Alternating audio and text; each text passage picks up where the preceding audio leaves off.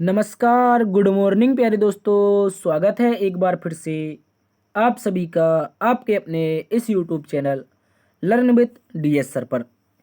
प्यारे साथियों, आज की इस क्लास में हम एक बार फिर से आप सभी के लिए लेकर के हाजिर हो चुके हैं यूपी पुलिस कांस्टेबल री एग्ज़ाम के लिए रीजनिंग की एक अति महत्वपूर्ण क्लास।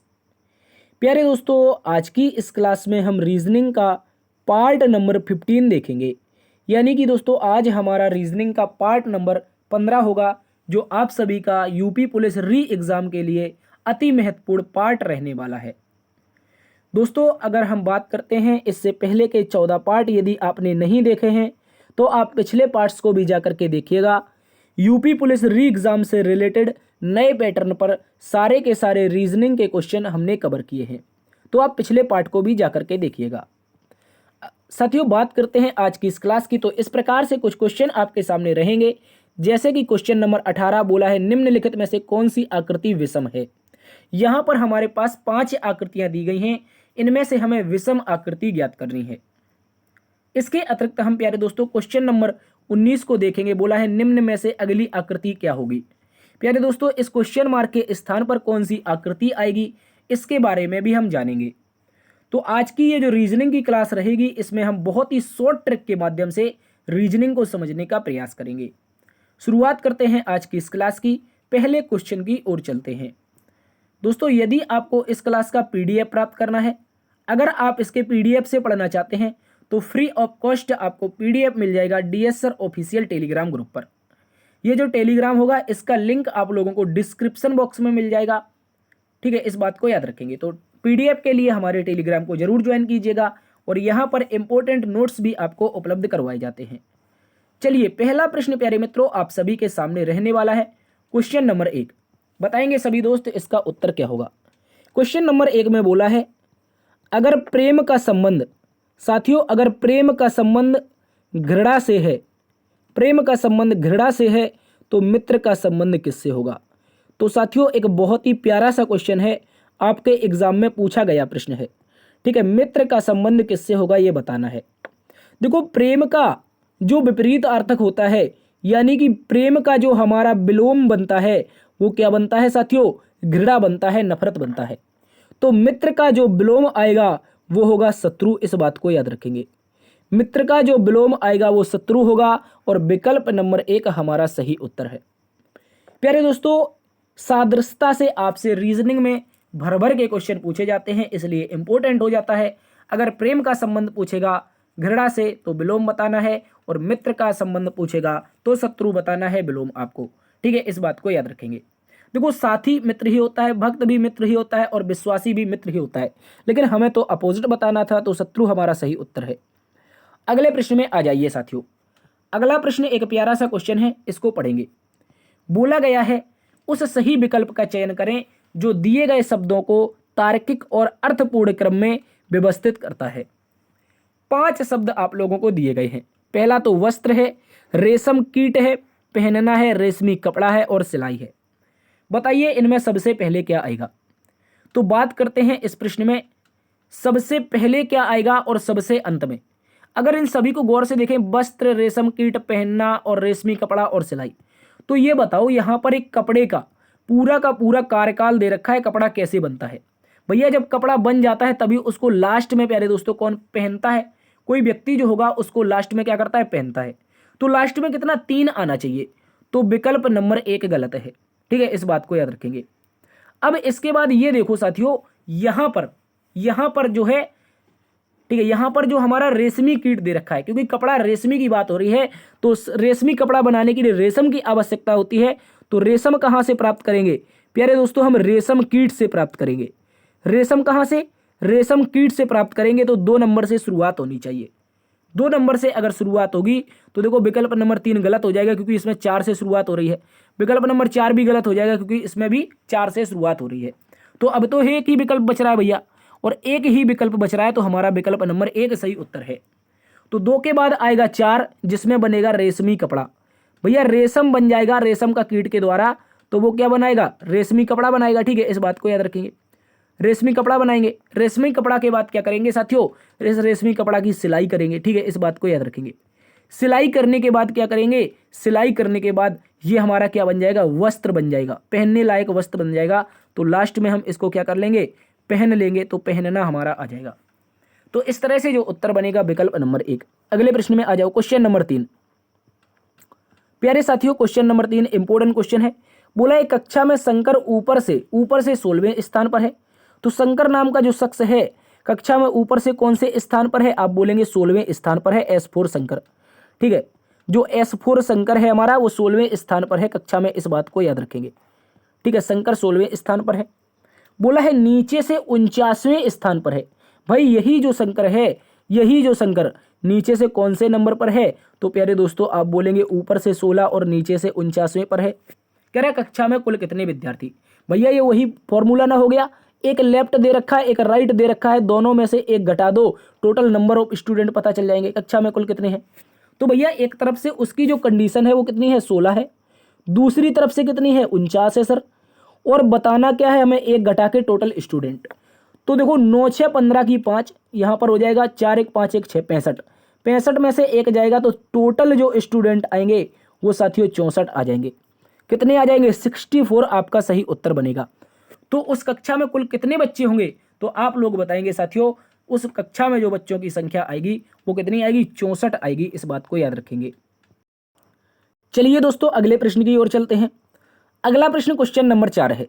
क्वेश्चन नंबर 4 डायरेक्शन और डिस्टेंस का एक अच्छा प्रश्न है, इसको भी देखेंगे। साथियों बोला गया है सोनिया अपने घर से 4 किलोमीटर पूर्व की ओर गई। दोस्तों सोनिया नाम की कोई लड़की है, वो पूर्व की ओर 4 किलोमीटर चलती है, इस बात को याद रखेंगे। तब वह बाएं घूमी और 4 किलोमीटर चली। दोस्तों पूर्व की ओर जाने के बाद ये सोनिया कहीं पहुंचती है 4 किलोमीटर जाने के बाद, उसके बाद कह रहा है तब वह बाईं ओर मुड़ी। प्यारे दोस्तों इसका मुख अगर पूर्व में है तो बाईं ओर मुड़ेगी, ये साथियों कहां पर चली जाएगी, ऊपर की ओर, और 4 किलोमीटर गई तो दूरी तो इसने समान तय की है। कह रहा है फिर दाईं ओर घूमी। साथियों अब क्या बोल रहा है, दाईं ओर घूमी और 4 किलोमीटर चली। तो दोस्तों यहां से दाईं ओर घूमी, यहां से दाईं ओर घूमी और 4 किलोमीटर चली। अब वह अपने प्रस्थान स्थल से कितनी दूर है, कह रहा है अब वह अपने प्रस्थान स्थल से कितनी दूर है। तो प्यारे दोस्तों प्रस्थान तो यहां से किया था और पहुंच यहां पर गई है, तो दूरी तो हमें ये वाली बतानी है कितनी हो जाएगी। कुछ तो गड़बड़ है क्या, कहीं हमने गड़बड़ कर दी। कह रहा सोनिया अपने घर से चली और 4 किलोमीटर पूर्व में गई, तो मैंने पूर्व में चला दिया। कह रहा है तब वह बाएं घूमी, अपने बाईं ओर घूमी। भैया पूर्व की ओर उसका मुख है, बाईं घूमेगी तो उत्तर में चली जाएगी। उसके बाद कह रहा है भैया फिर दाएं घूमी, फिर वह दाएं घूमी और 4 किलोमीटर। भाई उत्तर में अब मुख है तो दाएं घूमेगी तो कहां पर, पूर्व में जाएगी, तो फिर से पूर्व में चली गई। कह रहा है प्रारंभिक स्थान से कितनी दूर है। तो दोस्तों ये तो गड़बड़ वाली बात हो गई, यहां पर इसकी दूरी 4 थी, इस बात को याद रखेंगे। यहां से बतानी है ये दूरी। ठीक है, अगर हम इसमें एक ड्रॉ करते हैं, क्या एक आयत ड्रॉ करते हैं, गौर से समझ लेना कहां पर। यहां से प्यारे दोस्तों अगर एक हम आयत ड्रॉ करते हैं ये वाला, तो 4 तो दूरी ये होगी, क्योंकि ये क्या बन जाएगा आयत, तो ये 4 बन जाएगी। ऊपर भी 4 बनेगी क्योंकि ये भी हमारी नीचे 4 है, तो ये भी हमारी 4 बन जाएगी। तो साथियों अब ऐसे समझ लो, ऊपर की टोटल जो दूरी आ चुकी है वो हमारे पास 8 आ चुकी है और ये आ चुकी है 4। तो जब हमें ऐसी स्थिति में कर्ण ज्ञात करना हो, क्या ज्ञात करना हो, यहाँ प्रारंभ से ये वाली दिशा ये कहलाती है कर्ण, क्योंकि 90 डिग्री तो यहाँ पर बन रहा है तो सामने वाली कर्ण होती है। तो दोस्तों ये तो पाइथागोरस से करते हैं इसको, कैसे, पाइथागोरस से। तो क्या होता है, कर्ण का स्क्वायर, के का स्क्वायर बराबर लंब का स्क्वायर मतलब 4 का स्क्वायर 16 हो जाएगा, आधार का स्क्वायर मतलब 8 का स्क्वायर 64 हो जाएगा। ठीक है, इस बात को याद रखेंगे, 64 हो जाएगा। तो दोस्तों यहाँ पर हमारा आ जाएगा क्या, के स्क्वायर बराबर आ जाएगा 64 16 80। ठीक है, और दोस्तों यहाँ पर क्या आना चाहिए, यहाँ पर हमारा आना चाहिए के स्क्वायर बराबर, तो ये के बराबर आएगा √80। कितना आएगा, √80। लेकिन दोस्तों √80 तो दे नहीं रखा है, तो √80 को क्या हम ऐसे लिख सकते हैं, जल्दी से बताइए, क्या √80 को हम इस तरह से लिख सकते हैं, अंडर रूट लगा के यहाँ पे देख लो, 80 में क्या कर सकते हैं 16 गुणा में 5, ऐसा लिख सकते हैं, जल्दी से बताओ। √80 को 16 गुणा 5 लिख सकते हैं, आप बोलेंगे लिख सकते हैं।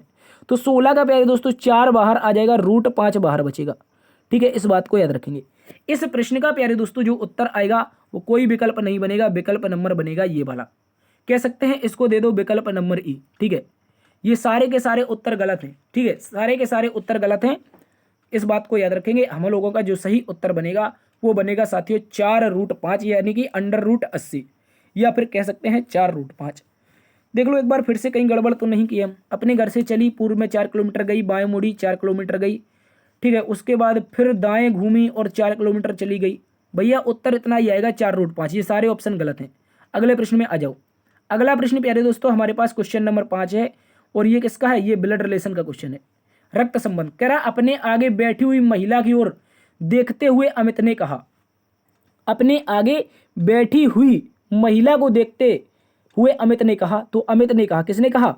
तो हम कहलवाएंगे किससे? अमित से। तो अमित को यहां पर रख दो। अमित, चूंकि नाम से पता चल रहा है ये एक लड़का है, इसको लड़का बना देंगे। कह रहा अमित ने कहा वह मेरे पत्नी की बहन है।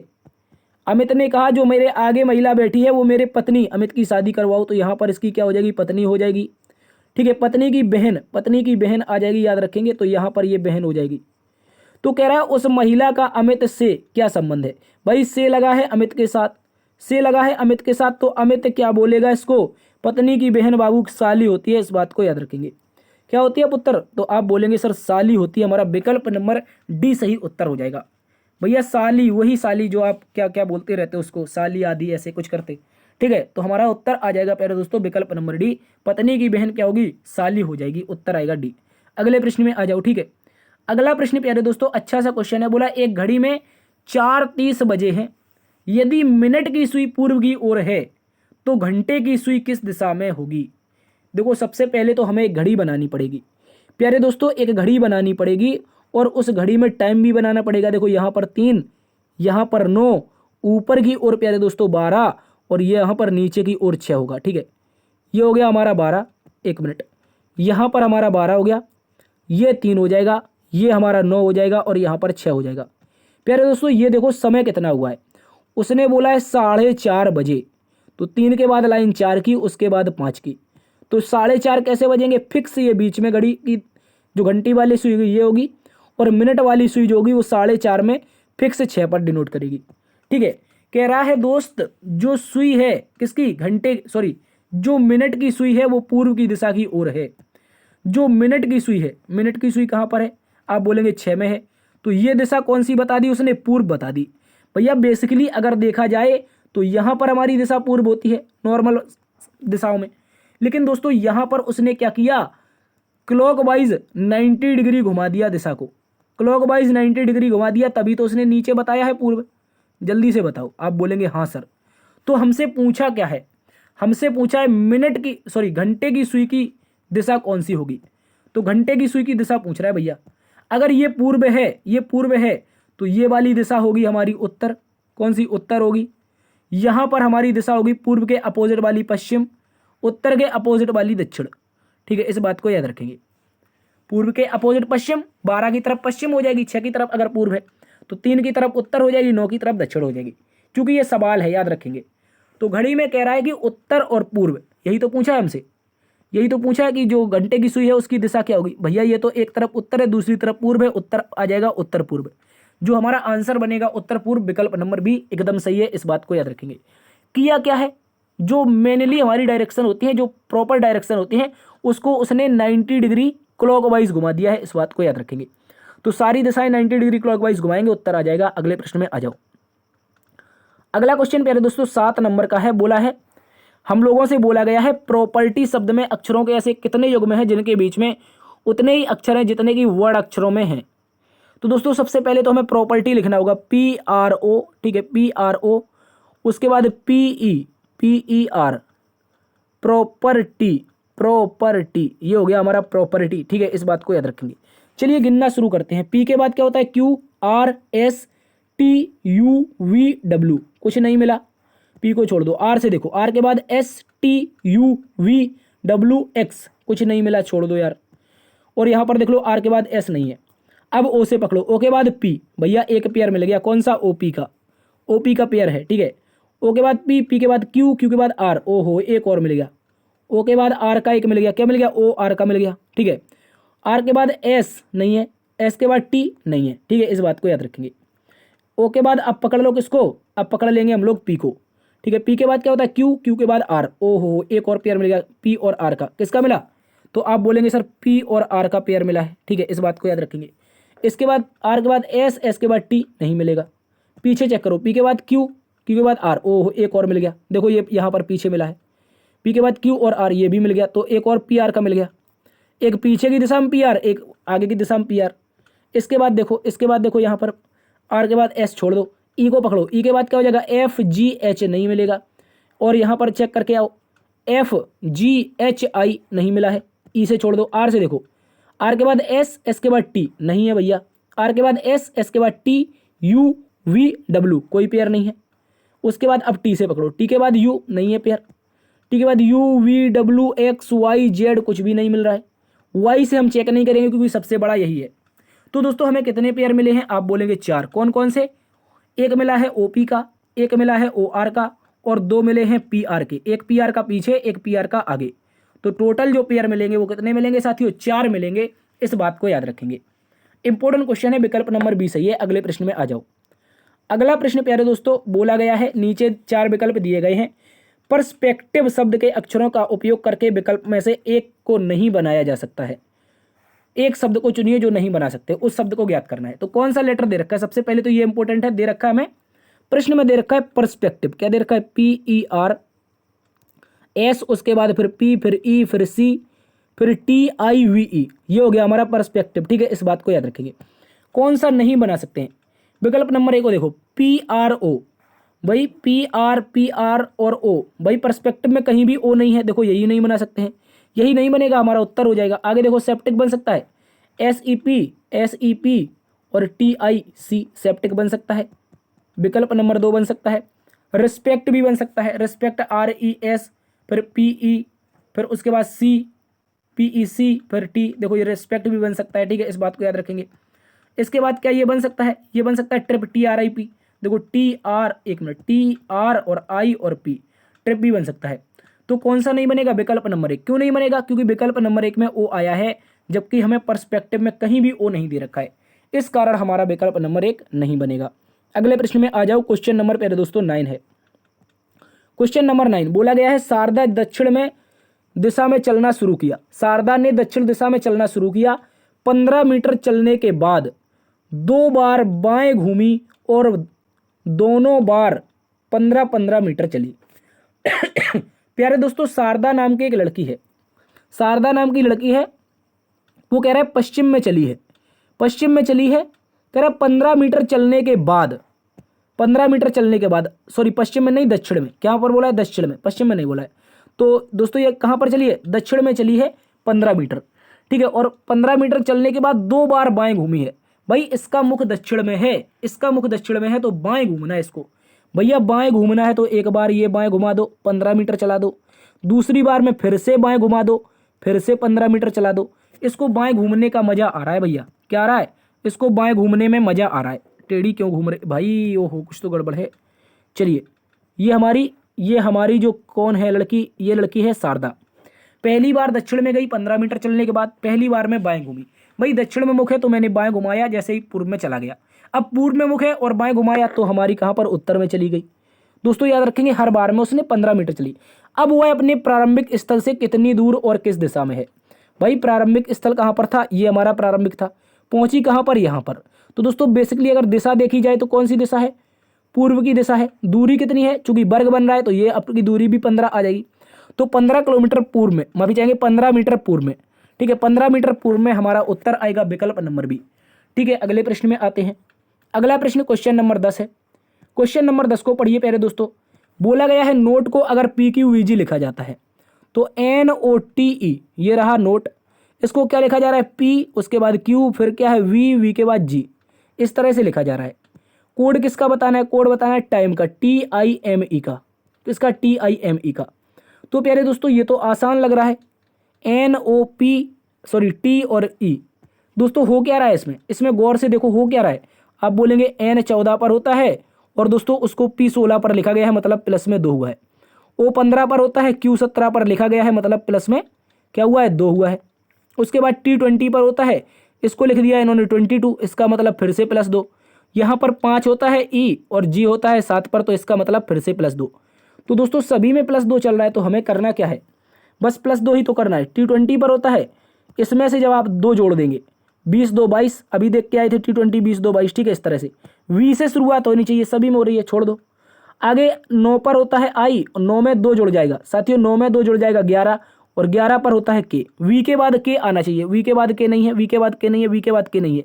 विकल्प नंबर C सही उत्तर है, इस बात को याद रखेंगे। आगे चेक ही नहीं करना है, M में 2 जोड़ोगे 13 2 15 मतलब O, यहाँ पर फिर से 2 जोड़ोगे तो G, V के OG हमारा बनेगा, V के OG विकल्प नंबर C में दिया है, यही सही उत्तर है। ठीक है, चलते हैं अगले प्रश्न की तरफ। अगला प्रश्न question number 11, same to same question है, जल्दी से इसको बताएंगे आप लोग, एक मोस्ट इंपॉर्टेंट है, इसको आप लोग जल्दी से बताइए। प्रश्न में साथियों हमसे कहा गया है यदि फेत को केल्वी लिखा जाता है, कह रहा है फेत, दोस्तों यहां पर देख लो FAI, उसके बाद क्या है TH, ठीक है। इसको क्या लिखा जाता है, इसको उसने बोला है के के बाद ई के बाद एल के बाद वी के बाद आई, इस तरह से लिखा जाता है। तो साथियों कोड बताना है हमें किसका, क्लाउड का कोड बताना है, CLO उसके बाद U फिर D, इस तरह से बताना है। तो दोस्तों इसका भी सेम टू सेम सामने सामने का लॉजिक चल रहा है, गौर से देख लो, यहाँ पर भी सामने सामने का लॉजिक है, एक प्यारा सा लॉजिक है, बस समझना है इसको आप लोगों को। देखो F होता है 6 पर, इसको लिखा गया है 11, मतलब क्या है दोस्त, इसने +5 करके लिखा है। क्या लिखा है दोस्तों, +5 करके लिखा है। ए होता है 1 पर, यहाँ पर होता है 5, तो 1 में से अगर 4 जोड़ देंगे, साथियों गौर से देख लो, अगर इसमें 4 जोड़ देंगे तो 5 हो जाएगा। उसके बाद आई को देखो, ये होता है 9 पर, ये 9 पर होता है, यहाँ पर 12 है, तो 9 3 12, इसका मतलब क्या है, अब की बार में +3 हुआ है। टी होता है 20 पर, और इसको लिखा गया है 22 मतलब 22, तो अब की बार में क्या हो रहा है, +2 हो रहा है। दोस्तों एच होता है 8 पर, लिखा गया है 9 मतलब 9 आई, तो इसका मतलब अब की बार में +1। तो दोस्तों एक बेहतरीन सा हमें लॉजिक पता चला है, +5 +4 +3 +2 +1। तो हम क्या करेंगे, +5 से शुरुआत करेंगे। यहाँ पर C कितने पर होता है, तो आप लोग बोलेंगे सर जो हमारा C होता है वो होता है 3 पर, और 3 में अगर हम +5 करते हैं तो 8 आएगा, और 8 पर जो लेटर होता है वो होता है H, तो H से शुरुआत मतलब सभी में हो रही है। अगला दूसरा देख लो, दूसरा हमारा L होता है 12 पर, और 12 में प्यारे दोस्तों अगर 4 जोड़ेंगे तो 16 होगा, और 16 पर होता है P, तो H के बाद P आना चाहिए भाई, H के बाद P देखो विकल्प नंबर 1 में नहीं है, हटा दो, उड़ा दो जल्दी से।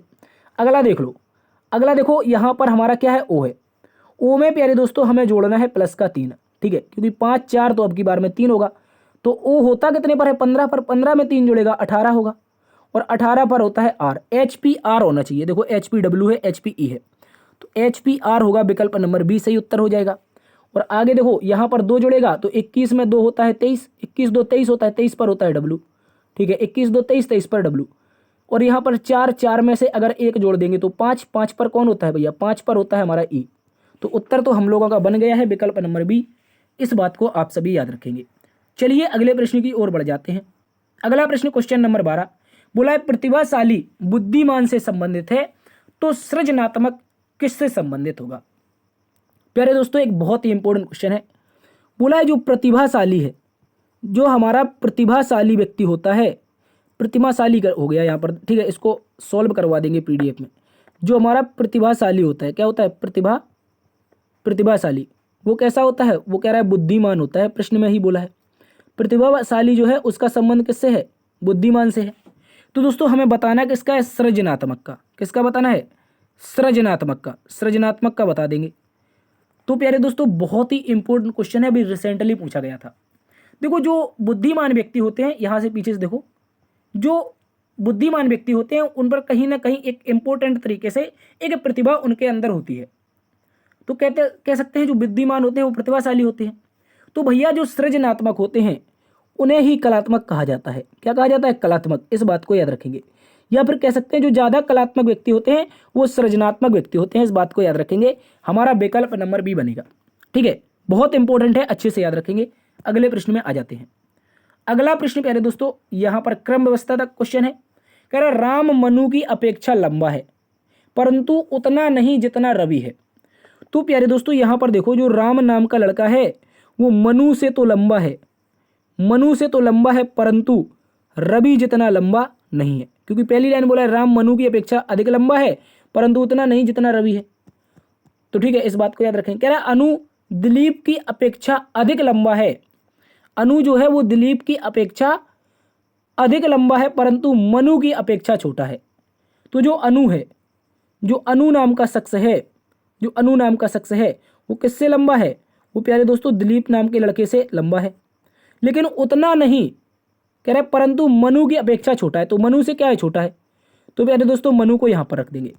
तो गौर से देख लो आप, मनु के नीचे कौन आ रहा है? हमारा अनु। देखो मनु के नीचे अनु है, मनु के नीचे अनु है, अनु के नीचे कौन है? दिलीप है।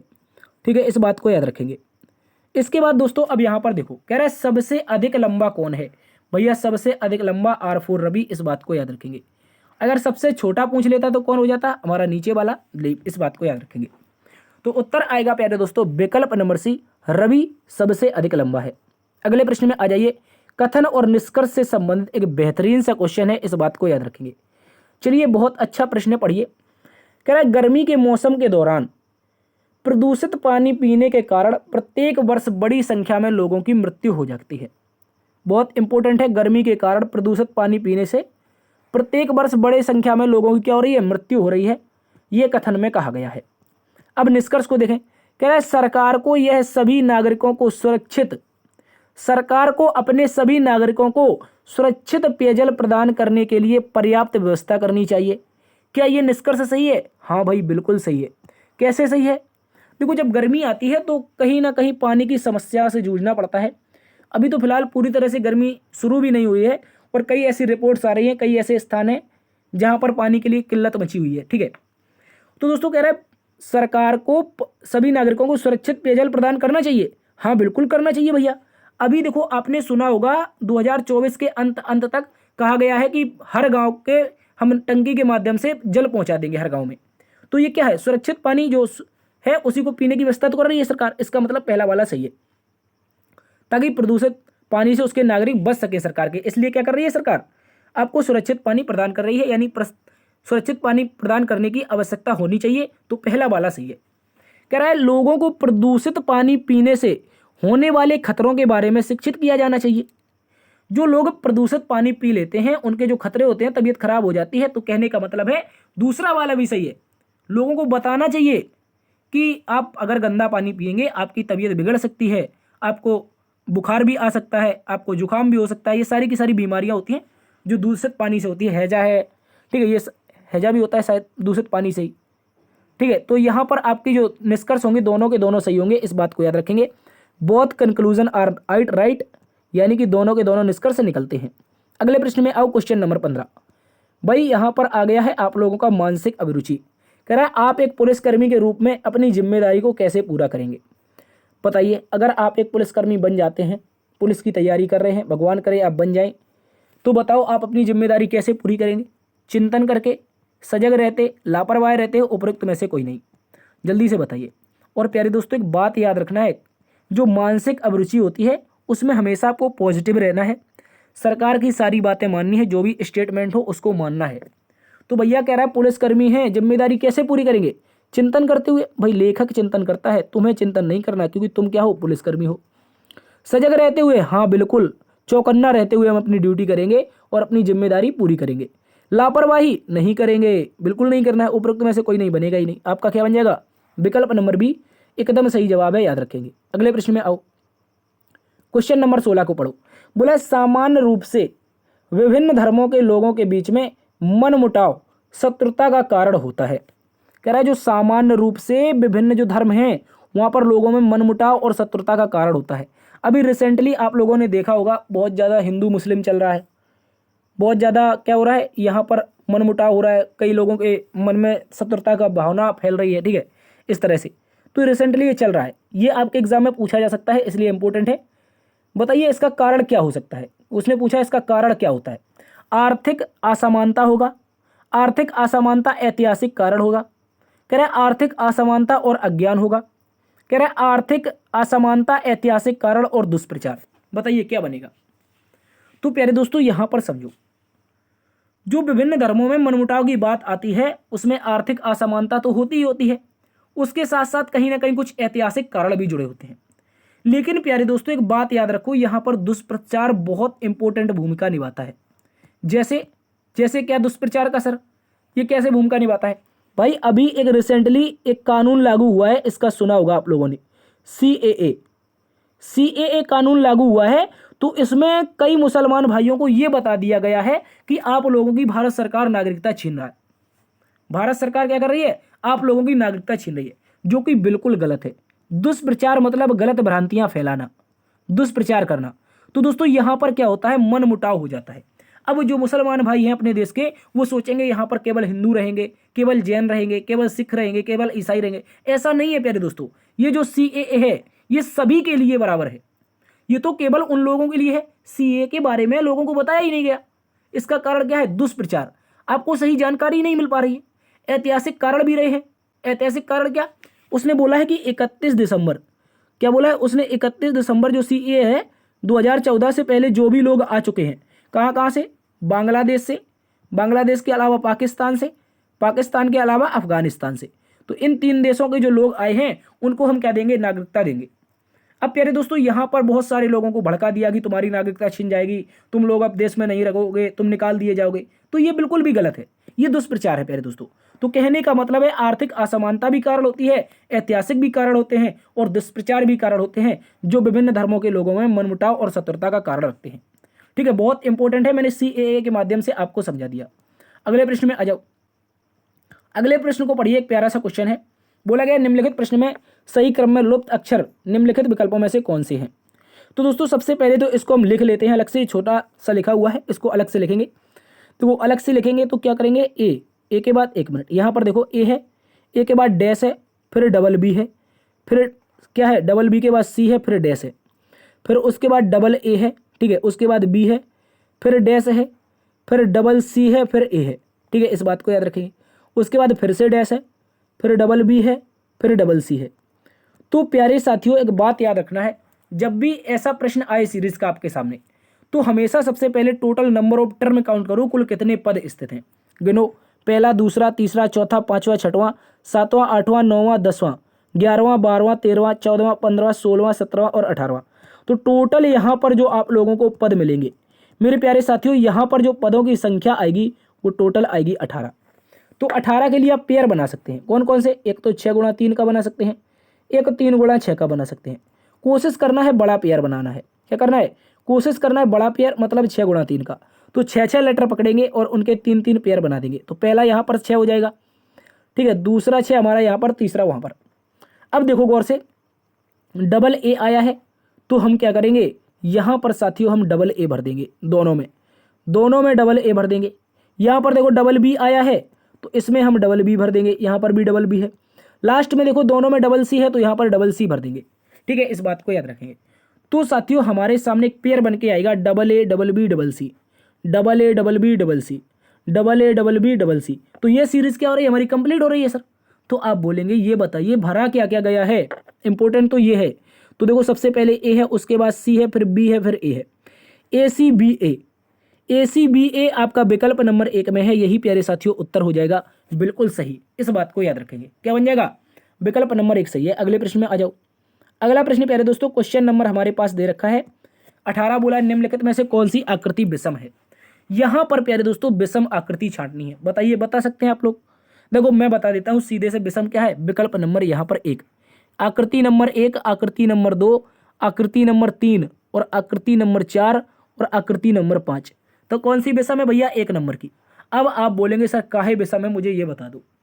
दोस्तों विषम इस कारण है क्योंकि यहां पर दे रखा है एक पंचभुज, और पंचभुज में ये जो ऊपर आकृतियां लगी हुई हैं, ये गोला लगे हुए हैं, ये गोला आपके कॉर्नर में लगे हुए हैं, इस बात को याद रखेंगे। ये ऊपर का जो पंचभुज का कॉर्नर है इसी कॉर्नर में लगे हुए हैं, जबकि अन्य सभी आकृतियों में ये बीच की भुजा में है, इसमें भी बीच की भुजा में है, यहाँ पर भी बीच की भुजा में, कॉर्नर में नहीं है, और यहाँ पर भी बीच की भुजा में नहीं है।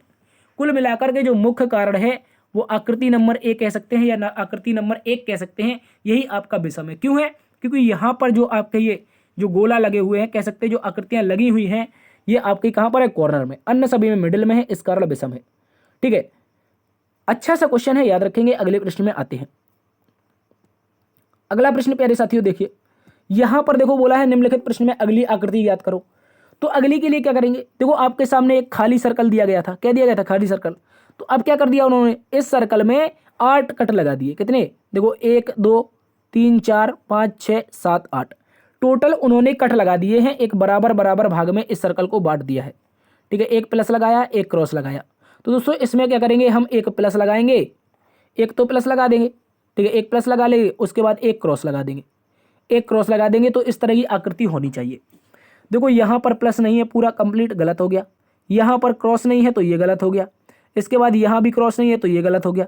इसमें भी प्लस नहीं है तो ये भी गलत हो गया। अब क्या बचेगा, एक ही नंबर बचेगा भाई, एक ही नंबर बचेगा। देखो इस तरह से बन जाएगा हम लोगों का, इस तरह से बन जाएगा। इस बात को याद रखेंगे, ये आएगा ऐसा और यहाँ पर ये आ जाएगा ऐसा। ठीक है, बिल्कुल एज इट इज एक नंबर आकृति की तरफ है, विकल्प नंबर एक की तरफ। ठीक है, यही हमारा सही उत्तर है, याद रखेंगे। अगले प्रश्न में चलते हैं पहले दोस्तों। क्वेश्चन नंबर 20, क्वेश्चन नंबर 20 को पढ़िए। बोला गया है भाषा है, हिंदी है और मलयालम है। भाषा, हिंदी और मलयालम के लिए हमारा वेन आरेख क्या बनेगा। तो दोस्तों सबसे पहले एक आरेख आएगा जो हमारा भाषा को डिनोट करेगा। किसको, भाषा को। ये जो आरेख होगा प्यारे दोस्तों, ये भाषा के लिए बनेगा। और भाषाओं में हमारी हिंदी भाषा भी आती है। क्या आती है, हिंदी भाषा। और भाषाओं में ही हमारी कौन आती है, मलयालम आती है। इस बात को याद रखेंगे। ये दोनों की दोनों हमारी प्यारी भाषाएं हैं, अपने देश की भाषाएं हैं। ठीक है, मलयालम केरल में बोली जाती है और हिंदी हमारी उत्तर भारत में। तो ये दोनों की दोनों है क्या, भाषाएं हैं। तो ऐसी आकृति कहाँ पर है प्यारे दोस्तों, ऐसी आकृति देखेंगे तो विकल्प नंबर सी में है। कहाँ पर है, गौर से देख लो प्यारे दोस्तों, ये हमारी विकल्प नंबर सी में। तो विकल्प नंबर सी क्या हो जाएगा, हमारा सही उत्तर हो जाएगा। इस बात को याद रखेंगे। भाषा के अंदर हिंदी और मलयालम दोनों आएंगी। इंपॉर्टेंट है, अच्छे से याद रखेंगे। साथियों आज के 20 प्रश्न यहीं पर समाप्त होते हैं। आशा करते हैं आज की क्लास आपको पसंद आई होगी। यदि पसंद आई है तो लाइक कीजिए, शेयर कीजिए और चैनल को सब्सक्राइब नहीं किए हैं तो यार कर लीजिए। कोई पैसा नहीं है, कोई रुपया नहीं है, 1% चार्ज नहीं है। ठीक है, केवल और केवल एक बटन दबानी है, राइट हैंड कॉर्नर वाली, तो दबा दो जल्दी से, क्या पैसा लगता है। ठीक है, इस तरह की क्लास के लिए जरूर दबाएं अपनी बटन, यानी कि वो सब्सक्राइब की बटन। ठीक है, इस बात को याद रखेंगे। देखते रहिए आपका अपना परिवार। मिलते हैं नई वीडियो में, तब तक के लिए अपना ख्याल रखना। जय हिंद, जय भारत, जय मां सरस्वती।